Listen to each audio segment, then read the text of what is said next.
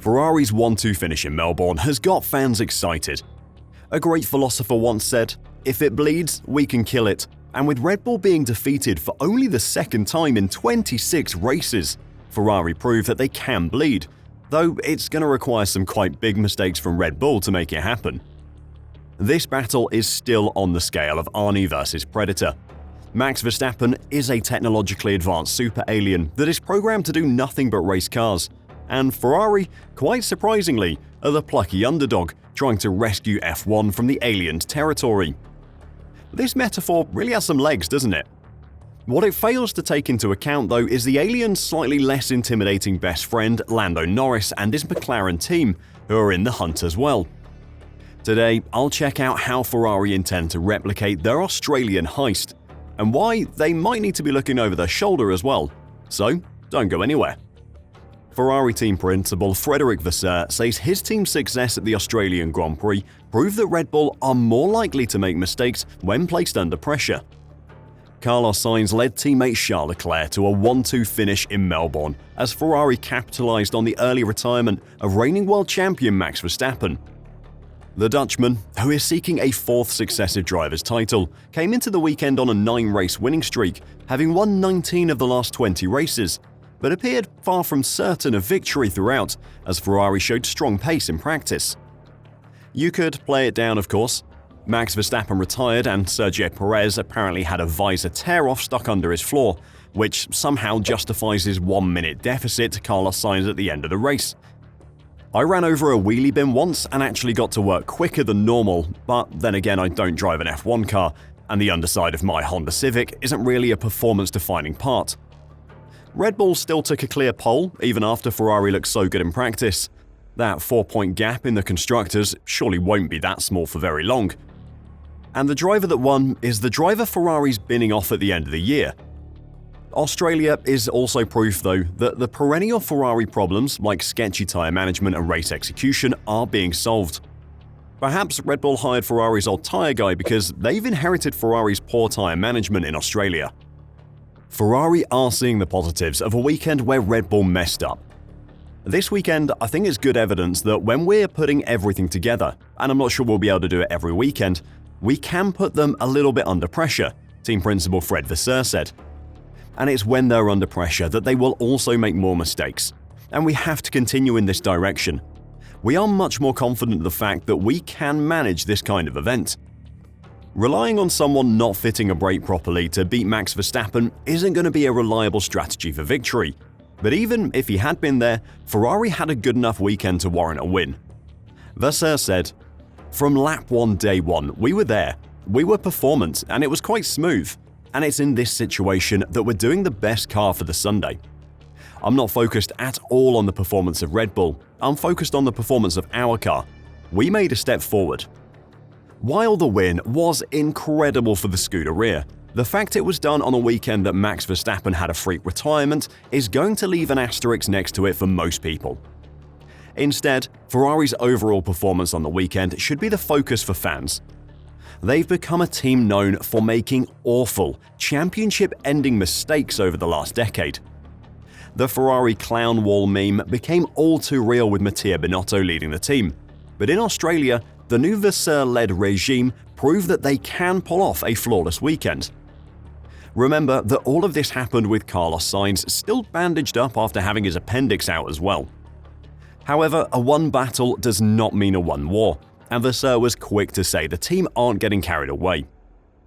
"We were not disappointed with our results in Bahrain and Saudi Arabia, nor are we getting carried away because of this 1-2 finish. We must continue with this approach in the coming races because that's the only way we're going to get the results we want." For many fans, the hype train has already left the station though, even if it is just something to get excited about after over a year of Red Bull dominance. Also, every time a team has got a 1-2 finish in Melbourne in the past, they've gone on to win both world championships. Just saying. Ferrari still needs to develop and improve.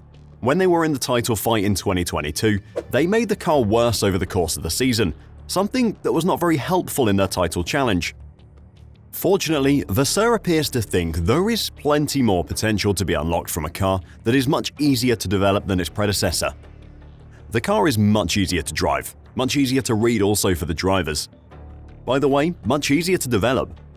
It's probably the biggest step that we did compared to last year, to have something that we cannot easily manage, but at least to have a good read of the car quite early in the weekend.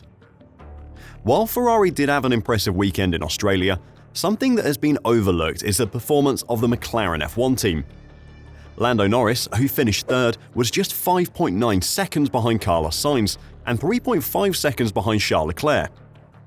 He would have needed another race worth of laps to close that gap, but he was very clearly within touching distance of that elusive first race win. Oscar Piastri was in a very comfortable fourth position as well. McLaren Racing CEO Zak Brown says his team have a lot more to come as well and are aiming to score more podiums with their upcoming car updates. Speaking with Channel 4 in Melbourne, Brown said the team were working to introduce upgrades to their car after the next two races. "I think Miami is the game plan at the moment," he said. "We're pushing hard, as is everybody else. But I think if we can stay on the development trajectory we've been on since the second half of last year, we should just get quicker and rack up some more podiums this year." McLaren have firmly established themselves as third fastest already this season. They're comfortably ahead of their engine supplier Mercedes, but just lacking that extra half a tenth of lap time that would let them really battle with Ferrari. Melbourne's Albert Park circuit played to the strengths of the MCL38, and Lando Norris is hopeful that that performance will translate over to next weekend's Japanese Grand Prix at another high-speed venue at Suzuka. A slightly more favourable circuit for them could make the difference, especially if Red Bull's tyre degradation issues rear their head again. The Briton acknowledged McLaren still have to address their weaknesses if they're to become consistent podium challengers. "If we look back to Suzuka last year, it was one of our best weekends. 2 cars on the podium, just the Red Bull ahead of us," Norris said. "I think it is clear that Red Bull are maybe 2 steps ahead of us and Ferrari 1 step. But when you get to a track that suits us, then I think we can be confident. We are very strong in the high-speed corners, which is why we were good here, talking about Melbourne. But we lose a significant amount of time in the slow-speed corners. If we can improve on that just a little bit, then most weekends I would say I'd be confident that we could compete for podiums and good points. We're missing a few little things, but we are working. As soon as we do that, things will click." The McLaren team have a reputation for underselling themselves. Lando Norris and team principal Andrea Stella are the polar opposite of the likes of Toto Wolff. They are super conservative with their public comments about the car, preferring to do their talking on track rather than in the media.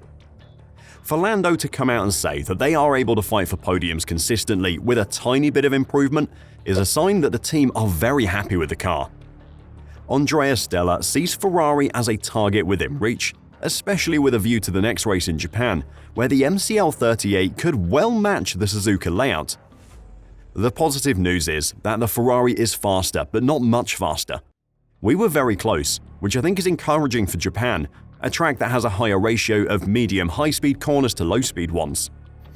The early exchanges of the season may have heavily favoured Red Bull, and while Melbourne isn't a sign that they are definitely vulnerable, the fact that Ferrari and McLaren think they can be in a fight for race wins is exciting. Suzuka is going to be an absolute battleground by the sounds of things, and we cannot wait.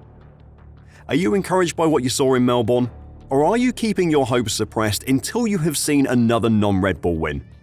Let me know what you think in the comments down below, and until next time, drive safe and bye for now.